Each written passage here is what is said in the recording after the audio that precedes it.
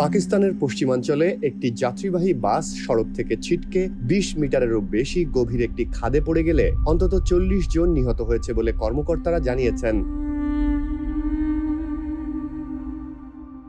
৩ June এই তথ্য জানিয়েছে বার্তা সংস্থা এএফপি।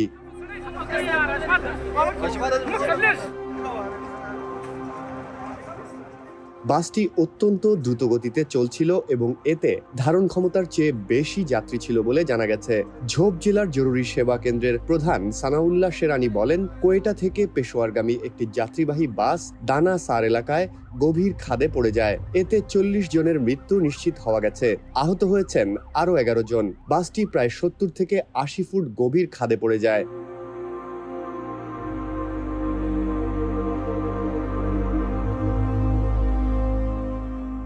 বেলুচিস্তানের মুখ্যমন্ত্রীর মুখপাত্র শাহিদ রিন্দ জানান, বাসটিতে বিকল হয়ে যাওয়া আরেকটি বাসের যাত্রীদেরও তোলা হয়েছিল। ফলে বাসটি ধারণ ক্ষমতার তুলনায় অতিরিক্ত যাত্রী বহন করছিল।